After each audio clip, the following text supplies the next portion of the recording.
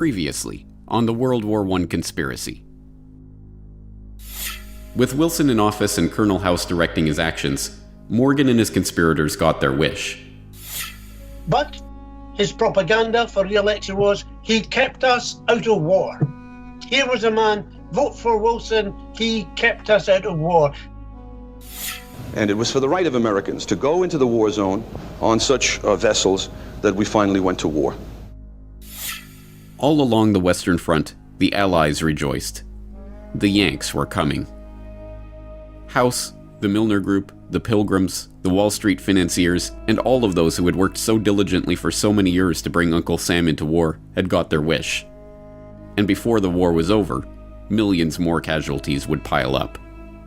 Carnage the likes of which the world had never seen before had been fully unleashed.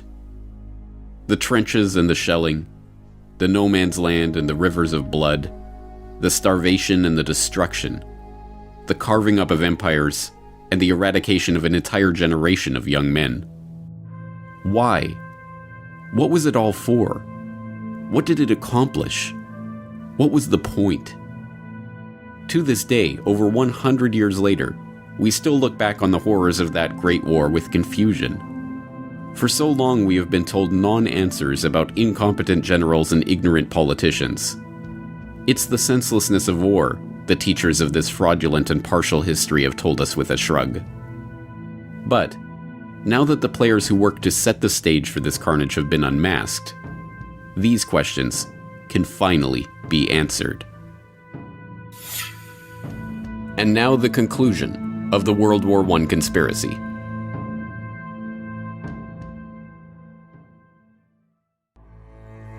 Part 3. A New World Order.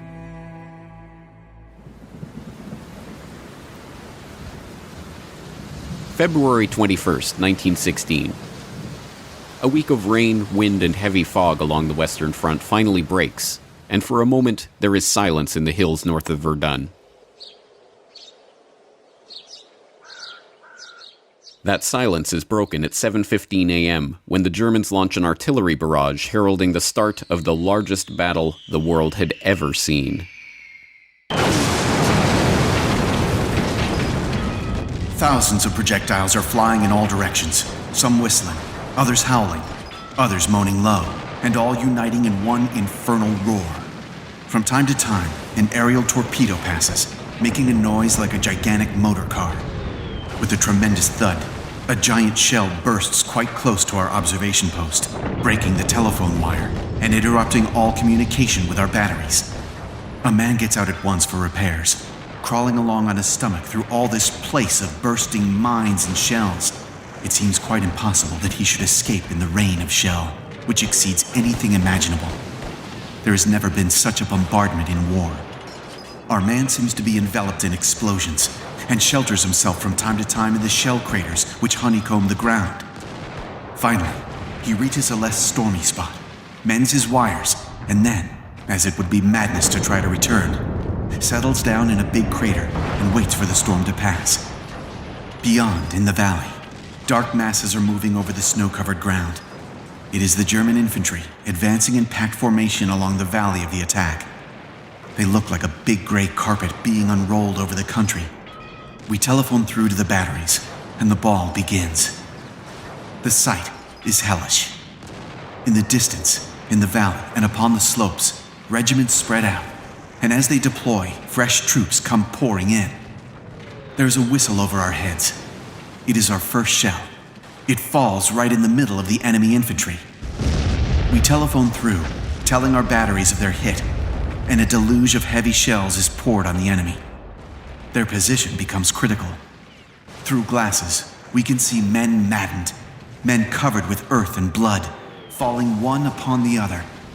When the first wave of the assault is decimated, the ground is dotted with heaps of corpses. But the second wave is already pressing on.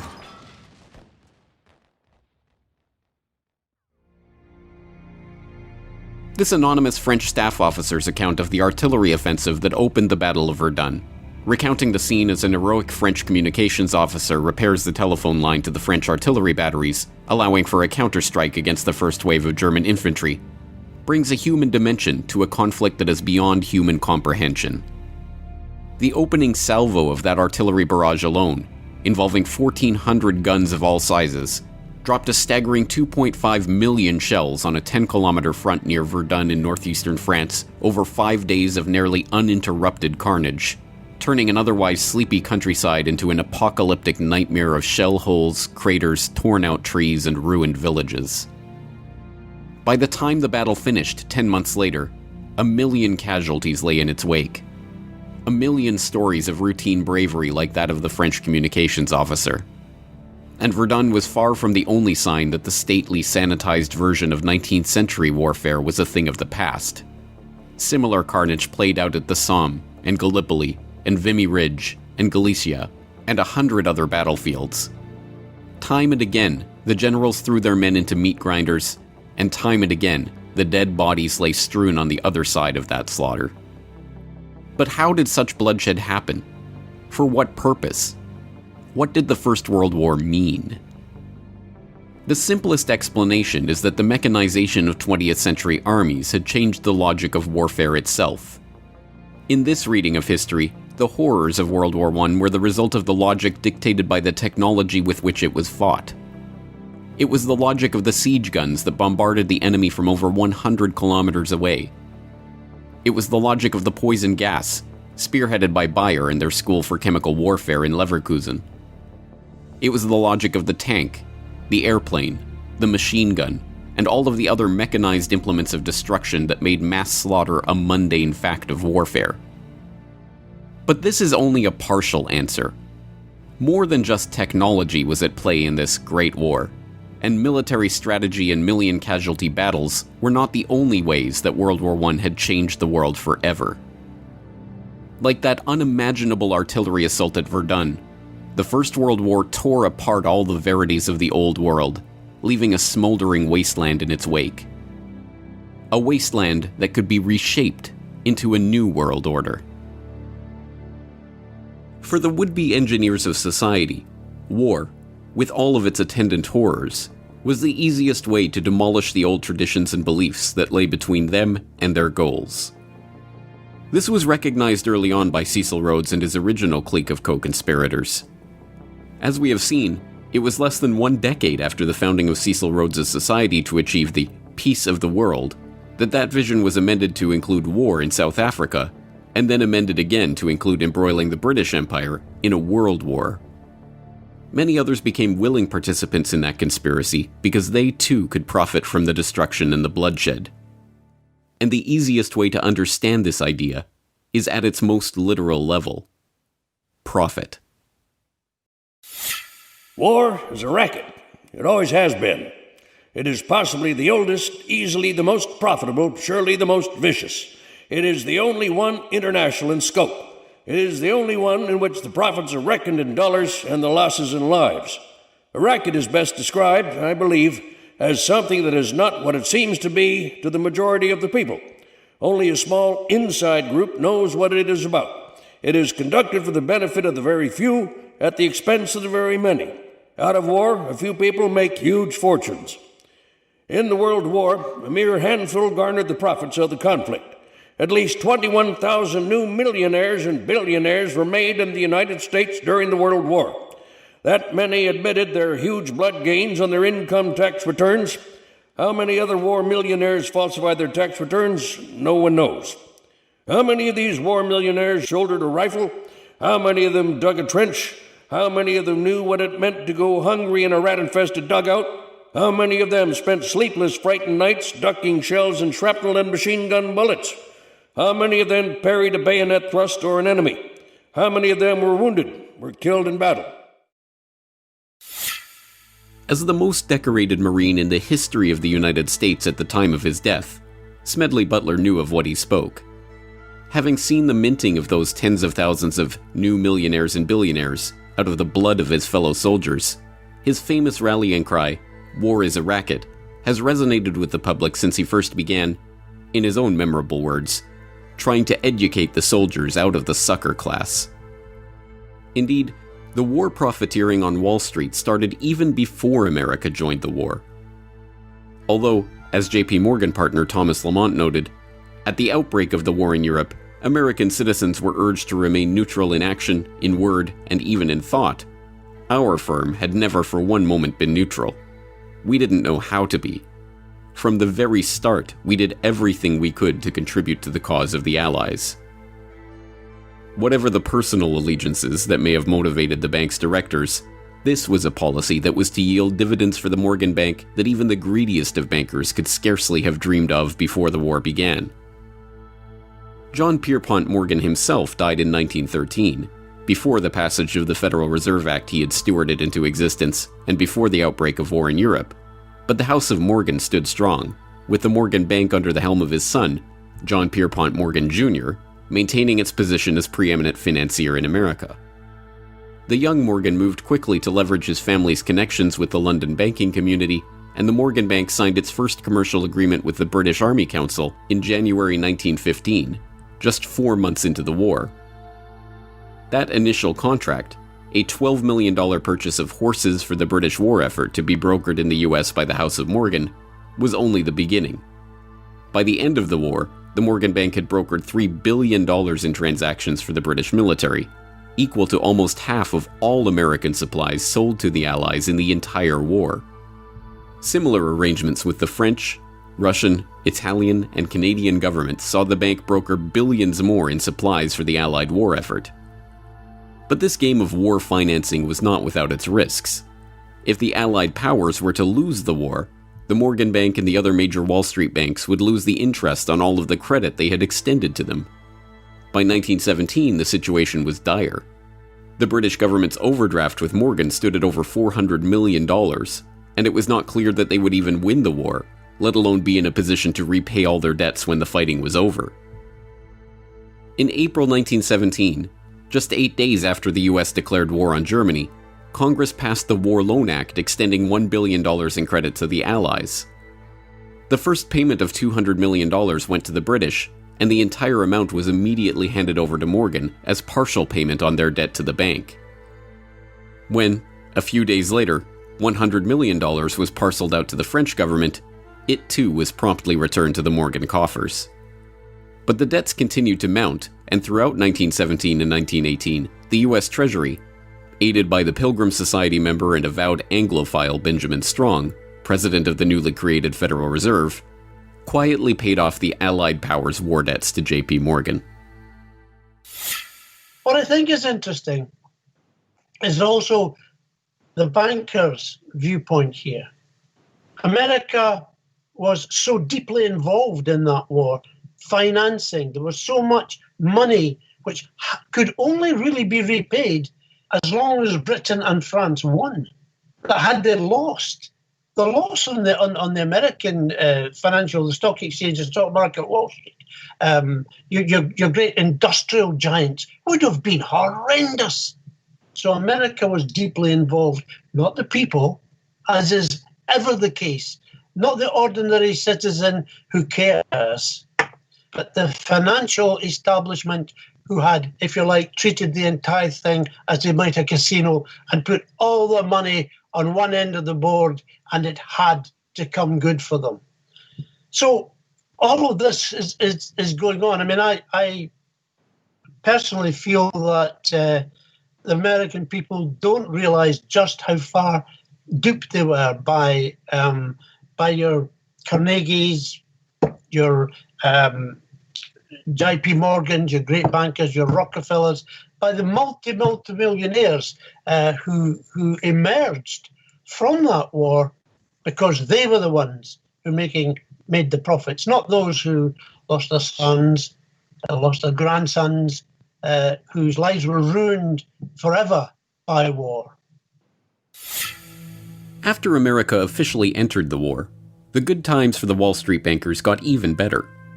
Bernard Baruch, the powerful financier who personally led Woodrow Wilson into Democratic Party headquarters in New York like a poodle on a string to receive his marching orders during the 1912 election, was appointed to head the newly created War Industries Board. With war hysteria at its height, Baruch and the fellow Wall Street financiers and industrialists who populated the board were given unprecedented powers over manufacture and production throughout the American economy, including the ability to set quotas, fix prices, standardize products, and, as a subsequent congressional investigation showed, pad costs so that the true size of the fortunes that the war profiteers extracted from the blood of the dead soldiers were hidden from the public. Spending government funds at an annual rate of $10 billion, the board minted many new millionaires in the American economy. Millionaires who, like Samuel Prescott Bush of the infamous Bush family, happened to sit on the War Industries Board. Bernard Baruch himself was said to have personally profited from his position as head of the War Industries Board to the tune of $200 million.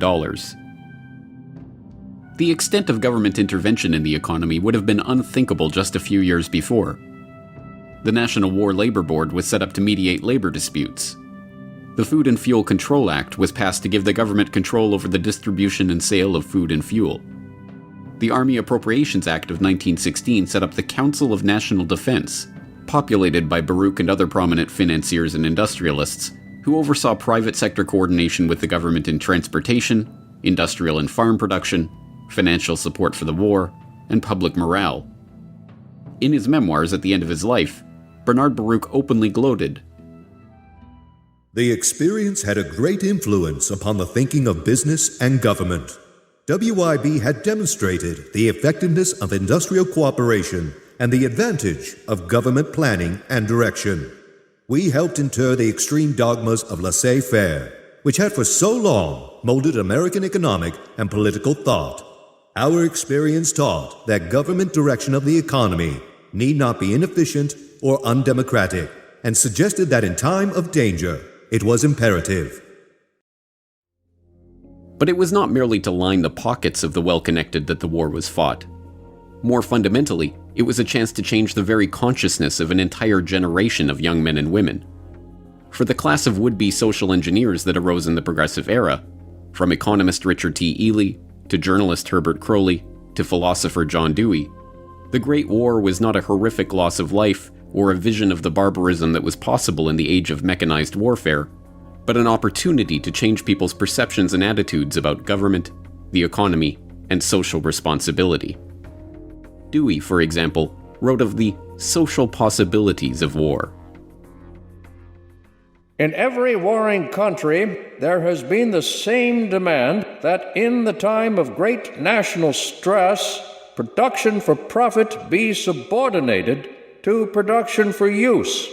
Legal possession and individual property rights have had to give way before social requirements.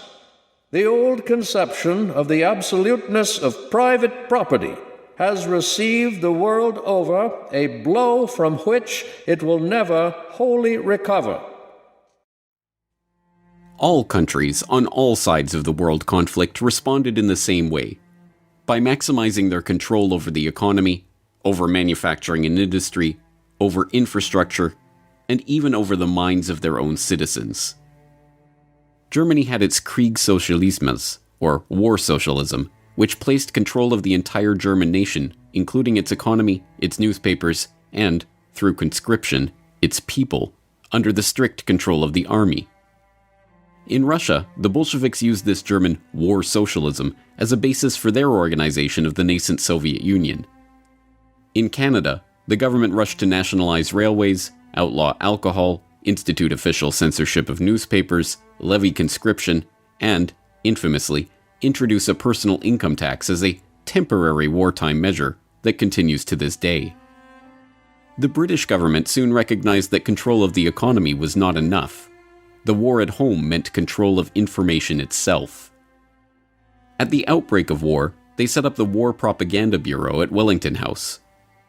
The Bureau's initial purpose was to persuade America to enter the war, but that mandate soon expanded to shape and mold public opinion in favor of the war effort and of the government itself. On September 2, 1914, the head of the War Propaganda Bureau invited 25 of Britain's most influential authors to a top-secret meeting. Among those present at the meeting, G.K. Chesterton, Ford Madox Ford, Thomas Hardy, Rudyard Kipling, Arthur Conan Doyle, Arnold Bennett, and H.G. Wells. Not revealed until decades after the war ended, many of those present agreed to write propaganda material promoting the government's position on the war, which the government would get commercial printing houses, including Oxford University Press, to publish as seemingly independent works. Under the secret agreement, Arthur Conan Doyle wrote To Arms, John Masefield wrote Gallipoli and The Old Front Line, Mary Humphrey Ward wrote England's Effort and Towards the Goal, Rudyard Kipling wrote The New Army in Training, G.K. Chesterton wrote The Barbarism of Berlin. In total, the Bureau published over 1,160 propaganda pamphlets over the course of the war. Hilaire Belloc later rationalized his work in service of the government. It is sometimes necessary to lie damnably in the interests of the nation. War correspondent William Beach Thomas was not so successful in the battle against his own conscience. I was thoroughly and deeply ashamed of what I'd written for the good reason that it was untrue. The vulgarity of enormous headlines and the enormity of one's own name did not lessen the shame. But the Bureau's efforts were not confined to the literary world. Film, visual art, recruitment posters, no medium for swaying the hearts and minds of the public was overlooked. By 1918, the government's efforts to shape perception of the war, now officially centralized under a Minister of Information, Lord Beaverbrook, was the most finely tuned purveyor of propaganda the world had yet seen. Even foreign propaganda, like the infamous Uncle Sam that went beyond a recruitment poster to become a staple of American government iconography, was based on a British propaganda poster featuring Lord Kitchener. Control of the economy. Control of populations. Control of territory. Control of information. World War I was a boon for all of those who wanted to consolidate control of the many in the hands of the few. This was the vision that united all those participants in the conspiracies that led to the war itself. Beyond Cecil Rhodes and his secret society, there was a broader vision of global control for the would-be rulers of society who were seeking what tyrants had lusted after since the dawn of civilization: control of the world. World War I was merely the first salvo in this clique's attempts to create not a reordering of this society or that economy, but a new world order.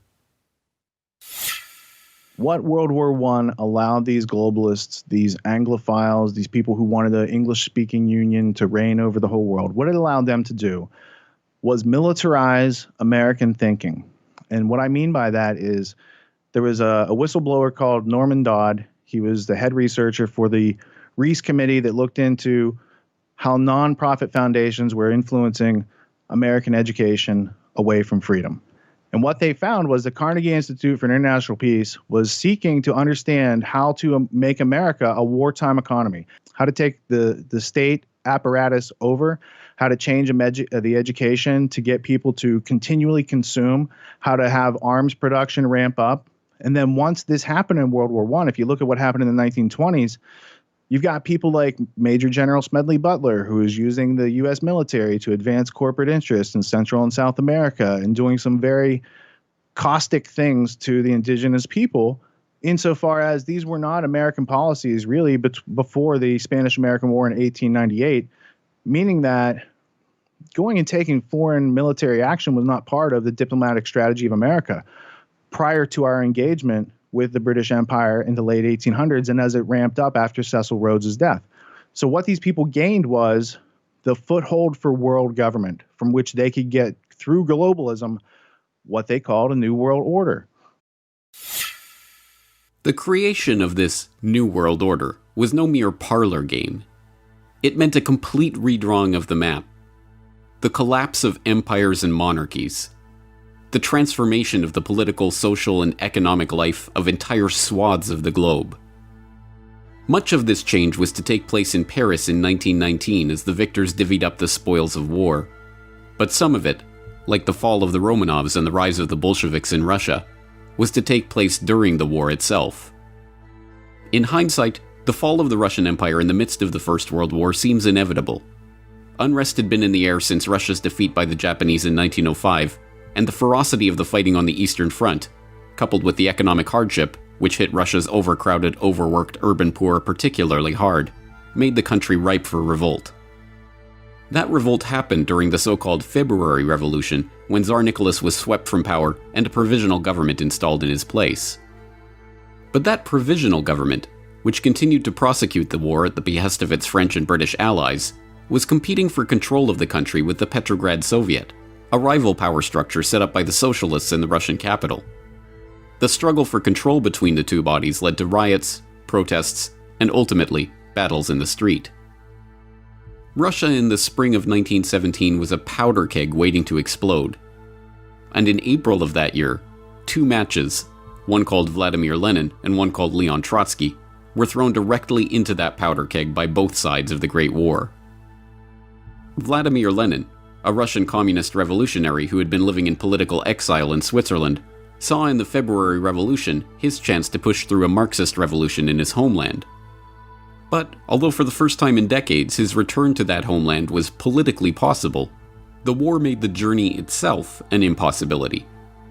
Famously, he was able to broker a deal with the German General Staff to allow Lenin and dozens of other revolutionaries to cross through Germany on their way to Petrograd. Germany's reasoning in permitting the infamous sealed train ride of Lenin and his compatriots is, as a matter of war strategy, straightforward. If a band of revolutionaries could get back to Russia and bog down the provisional government, then the German army, fighting that government, would benefit. If the revolutionaries actually came to power and took Russia out of the war altogether, so much the better.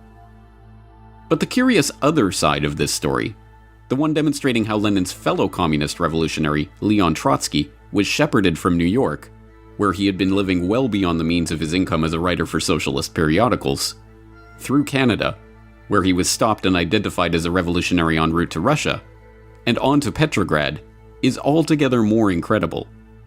And, unsurprisingly, that story is mostly avoided by historians of the First World War. One of the scholars who did not shy away from the story was Anthony Sutton, author of Wall Street and the Bolshevik Revolution, whose meticulous research of State Department documents, Canadian government records, and other historical artifacts pieced together the details of Trotsky's unlikely journey. Trotsky was in New York. He had no income. I summed his income for the year he was in New York. It was about $600. Yet he lived in an apartment. He had a chauffeured limousine. He had a refrigerator, which was very rare in those days. He left New York and went to Canada on his way to the revolution. He had $10,000 in gold on him. He didn't earn more than $600 in New York. He was financed out of New York. There's no question about that. The British took him off the ship in Halifax, Canada. I got the Canadian archives.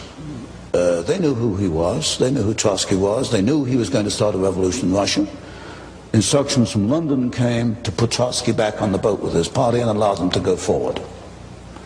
So there is no question that Woodrow Wilson, who issued the passport for Trotsky, and the New York financiers who financed Trotsky, and the British Foreign Office allowed Trotsky to perform his part in the revolution. After succeeding in pushing through the Bolshevik Revolution in November of 1917, one of Trotsky's first acts in his new position as People's Commissar for Foreign Affairs was to publish the secret treaties and understandings that Russia had signed with France and Britain. These documents revealed the secret negotiations in which the Entente powers had agreed to carve up the colonial world after the war. The stash of documents included agreements on the partition of Asiatic Turkey, creating the modern Middle East out of the remnants of the Ottoman Empire, the treaty with Italy, promising conquered territory to the Italian government in exchange for their military aid in the campaign against Austria-Hungary, a treaty redrawing the frontiers of Germany, promising France its long-held wish of reacquiring Alsace-Lorraine and recognizing Russia's complete liberty in establishing her western frontiers, diplomatic documents relating to Japan's own territorial aspirations, and a host of other treaties, agreements, and negotiations. One of these agreements, the Sykes-Picot Agreement between Britain and France, which was signed in May 1916, has grown in infamy over the decades. The agreement divided modern-day Turkey, Jordan, Iraq, Syria, and Lebanon among the Triple Entente, and although the revelation of the agreement caused much embarrassment for the British and the French and forced them to publicly back away from the Sykes-Picot map, served as the basis for some of the arbitrary lines on the map of the modern-day Middle East, including the border between Syria and Iraq. In recent years, ISIS has claimed that part of their mission is to put the final nail in the coffin of the Sykes-Picot conspiracy. Other territorial conspiracies, like the Balfour Declaration, signed by Arthur Balfour, then acting as Foreign Secretary for the British government, and addressed to Lord Walter Rothschild, one of the co-conspirators in Cecil Rhodes' original secret society, are less well known today. The Balfour Declaration also played an important role in shaping the modern world by announcing British support for the establishment of a Jewish homeland in Palestine, which was not under British mandate at the time. Even less well known is that the document did not originate from Balfour, but from Lord Rothschild himself, and was sent to fellow Round Table conspirator Alfred Milner for revision before being delivered. So this was he's known as Lord Walter Rothschild, and professionally he's a zoologist. He inherits a lot of wealth in a very high status family. He pursues his art and his science and his scientific theories and research. But he has zoological museums, and he's collecting specimens. And he's famously the Rothschild that's riding the giant tortoise and leading him around with a piece of lettuce on his stick. And there's a piece of lettuce hanging out of the tortoise's mouth. And I've always used that. Here's the metaphor for the bankers. Like, they're leading people around with stimulus response. This tortoise can't ask questions. It can't question its obedience. So that's Lord Walter Rothschild. Why is he important? Well, he and his family are some of the early financiers and backers of Cecil Rhodes and promoters of his last will and testament.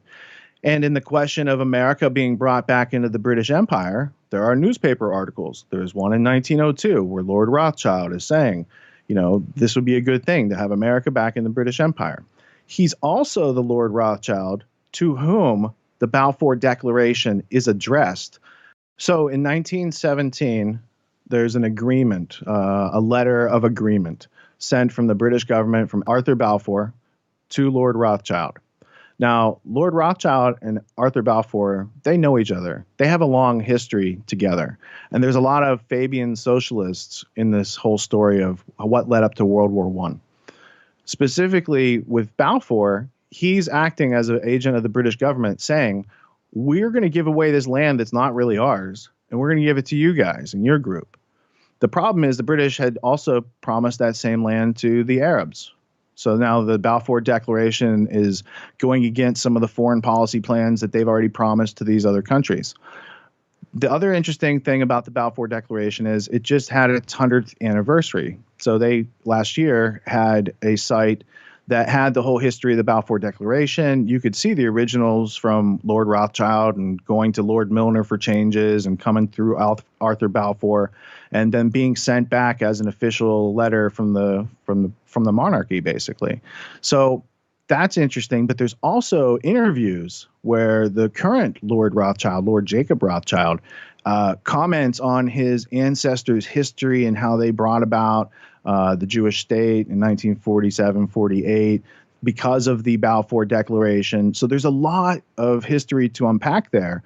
But most people, again, they're not aware of the document, let alone the very interesting history behind it, let alone what that really means in the bigger story. Over 2 decades after Cecil Rhodes launched the secret society that would engineer this so-called Great War, the likes of Alfred Milner and Walter Rothschild were still at it, conspiring to use the war they had brought about to further their own geopolitical agenda.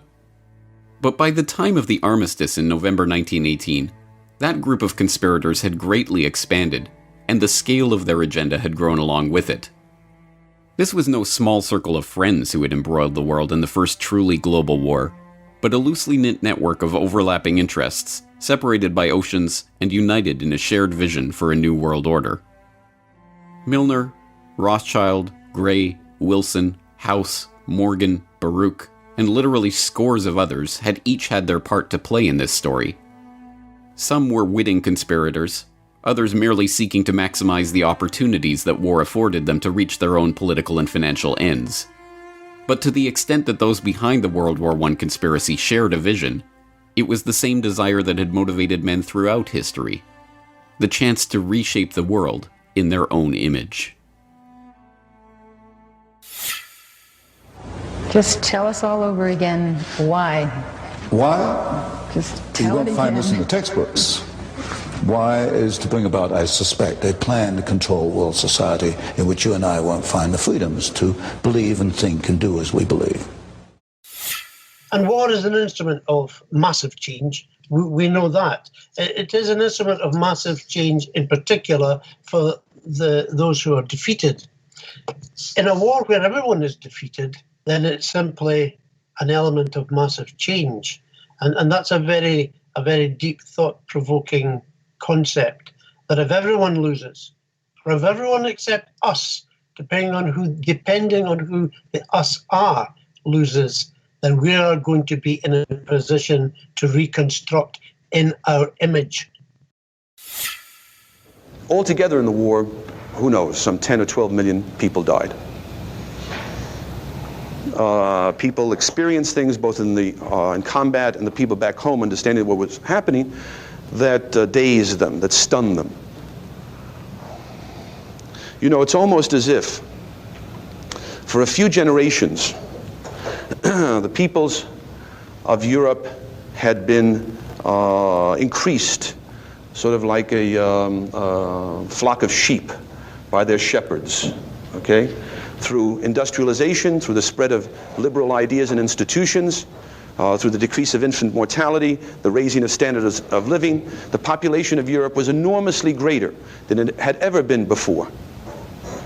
And now the time came to slaughter some part of the sheep for the purposes of the ones who were in control.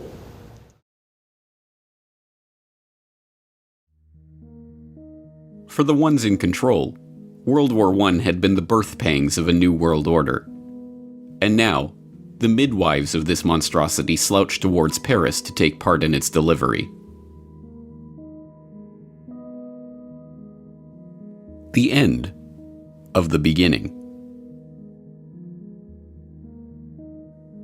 All over the world, on November 11th, 1918, people were celebrating, dancing in the streets, drinking champagne, hailing the armistice that meant the end of the war. But at the front, there was no celebration. Many soldiers believed the armistice only a temporary measure and that the war would soon go on. As night came, the quietness, unearthly in its penetration, began to eat into their souls. The men sat around log fires, the first they'd ever had at the front. They were trying to reassure themselves that there were no enemy batteries spying on them from the next hill, and no German bombing planes approaching to blast them out of existence. They talked in low tones. They were nervous. After the long months of intense strain, of keying themselves up to the daily mortal danger, of thinking always in terms of war and the enemy, the abrupt release from it all was physical and psychological agony. Some suffered a total nervous collapse. Some, of a steadier temperament, began to hope that they would someday return to home in the embrace of loved ones. Some could think only of the crude little crosses that marked the graves of their comrades. Some fell into an exhausted sleep. All were bewildered by the sudden meaninglessness of their existence as soldiers, and through their teeming memories paraded that swiftly moving cavalcade of Cantini, Soissons, Saint-Mihiel, the Meuse Argonne, and Sedan. What was to come next? They did not know, and hardly cared. Their minds were numbed by the shock of peace. The past consumed their whole consciousness. The present did not exist, and the future was inconceivable. Colonel Thomas R. Gowanlock, 1st Division, U.S. Army. Little did those troops know how right they were. As the public rejoiced in the outbreak of peace after 4 years of the bloodiest carnage that the human race had ever endured, the very same conspirators that had brought about this nightmare were already converging in Paris for the next stage of their conspiracy. There, behind closed doors, they would begin their process of carving up the world to suit their interests, laying the groundwork and preparing the public consciousness for a new international order, setting the stage for an even more brutal conflict in the future, and bringing the battle-weary soldiers' worst fears for the future to fruition. and all in the name of peace. The French general, Ferdinand Foch, famously remarked after the Treaty of Versailles that, "This is not a peace. It is an armistice for 20 years. As we now know, his pronouncement was precisely accurate. The armistice on November 11, 1918 may have marked the end of the war, but it was not the end of the story. It was not even the beginning of the end. It was, at best, the end of the beginning.